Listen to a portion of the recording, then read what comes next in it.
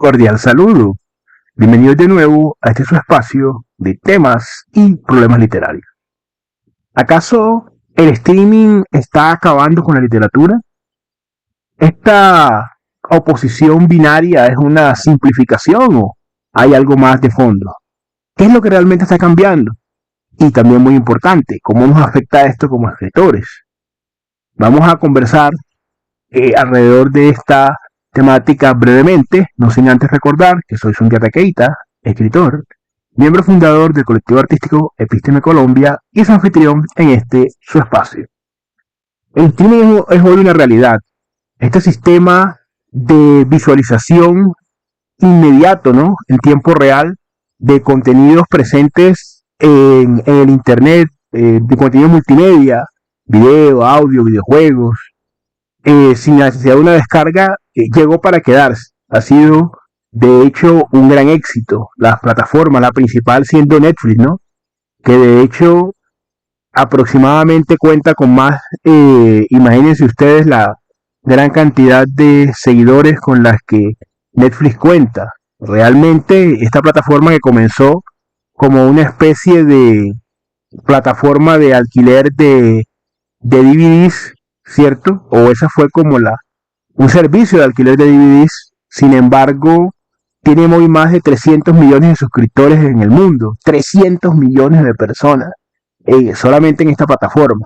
Juntar otros como HBO, por ejemplo. Y el año pasado se consumieron decenas de miles de millones, así como suena, de horas de contenido. Entonces, ha generado un gran impacto cultural. ¿Dónde radica, por decirlo así, el gran poder, la gran capacidad de estas plataformas de streaming? Primero que todo, generan fenómenos culturales globales, ya sea generando, eh, y este de pronto es contenido para otro canal o otro tipo de programa, pero por decirlo así, llevando ciertas ideas, ciertas plataformas ideológicas de uno y otro tipo a la pantalla, ¿cierto? Generando una conciencia cultural alrededor de determinados fenómenos, pero lo que nos interesa aquí es la capacidad de las historias audiovisuales. Series como Stranger Things, como Juegos de Calamar, por ejemplo, The Witcher, en fin, ustedes los que quizá consumen mucho. Yo no soy mucho de consumir esas plataformas, pero no por un prejuicio. Vamos a pasar ya en el siguiente punto a ver un poco sobre eso. Una especie de prejuicio intelectual o intelectualoide, ¿no? Academicista en contra de estas plataformas. Eh, entonces, lo que nos interesa acá es frente al molde narrativo, estas historias no únicamente entretienen a la gente, sino que van introduciendo una serie de ideas, van moldeando modas, van moldeando discursos alrededor de ciertos problemas, pero son una forma de narración de orden audiovisual. Acá entramos de pronto un poco al prejuicio que existe, como digo, por ciertas personas, de decir que todo lo que hay ahí es contenido basura y que la gente inteligente no ve esas cosas. Realmente no hay ningún asidero eh, razonable y argumentado para sostener esa postura, porque hay una gran cantidad de series. ¿Le gusta a usted Netflix o no? Los contenidos, si considera que están ideologizados de una manera o no u otra hacia determinados discursos o formas de concepción de la sociedad, eso es un asunto muy aparte. Pero en general, como fenómeno de masas y como fenómeno narrativo, tampoco significa per se que no tenga ningún tipo de valor, porque lo mismo podría aplicarse para la literatura. Hay mucha literatura, aún dentro del sector, ya el mismo nicho de los escritores y los lectores, mucha literatura que por un sector más elitista es considerado literatura basura, ciertos géneros, ¿no?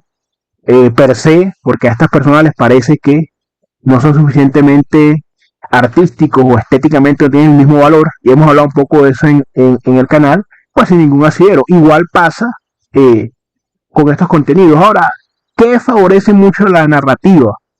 La economía de la atención. ¿Por qué? Porque, por ejemplo, al margen de la calidad de las series que, digamos, tenga Netflix, ellos han logrado en una época donde todo es instantáneo, captar rápidamente la atención. Porque ¿por qué compiten estas plataformas? Por el tiempo. Mucha gente dice, bueno, usted contrata un servicio de eso y una gran cantidad de series que nunca va a alcanzar a ver porque no le va a alcanzar el tiempo. Y eso puede ser cierto. Pero la gente dice, a mí me interesa la serie X, la serie Y, voy a hacer un maratón de esa serie, por ejemplo. Eso también puede pasar. Logran capturar el tiempo, que es el único recurso el cual usted no puede manufacturar o fabricar de alguna manera. Y ahí sí requieren menos tipo de un esfuerzo cognitivo de orden inmediato. Hay series de una gran complejidad.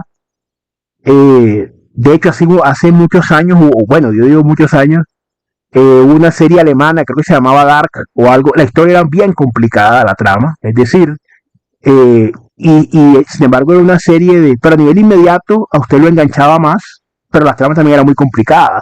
Y no era una trama ideológica, una trama, no, era una trama, los que han visto esa serie completa, conozco pues personas que también considero muy inteligentes que la han visto y la trama es bien complicada, por hablarles de una serie en particular.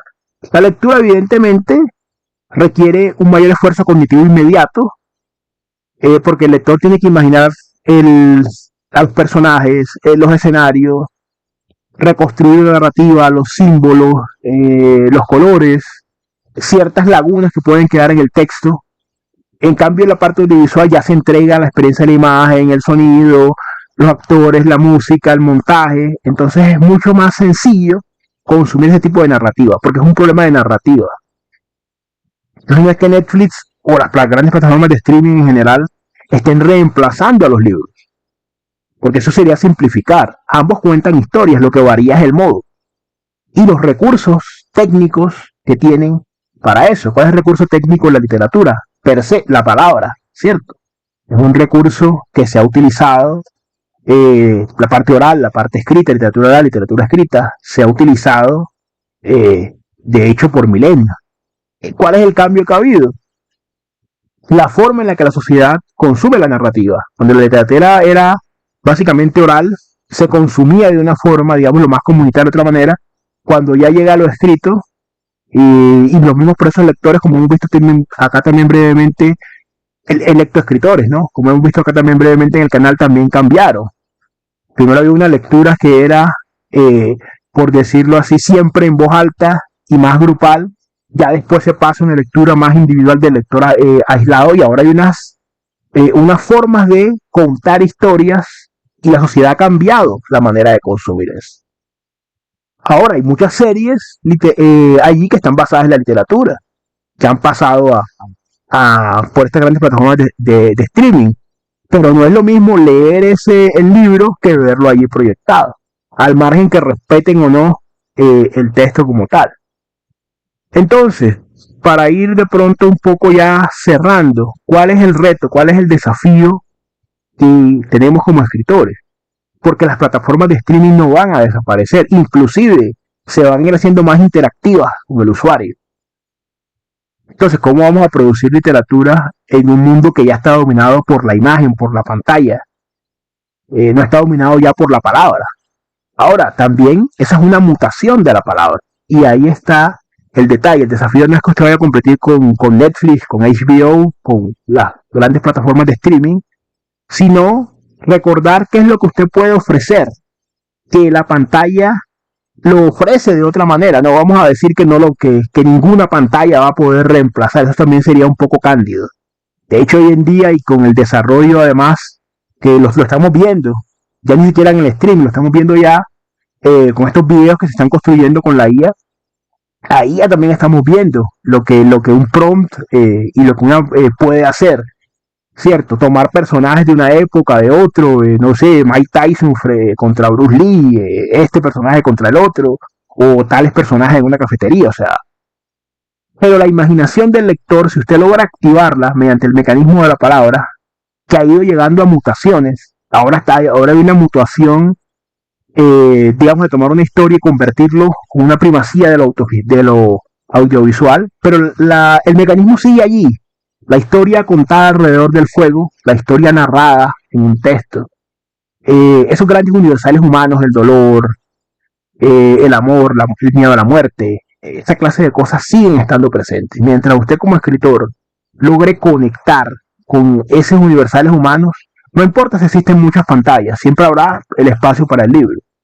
Pero déjanos conocer tu opinión. ¿Usted sí considera que las plataformas de streaming están desplazando a los libros y los van a reemplazar de manera definitiva? ¿O lo que está pasando es un cambio en la narrativa y en la forma de contar las historias? Te invitamos a suscribirte al canal, te invitamos a compartir el contenido, te invitamos a comentar. Siempre un gusto compartir con ustedes en este su espacio. Nos veremos entonces en otro video de Epístola de Colombia Literatura.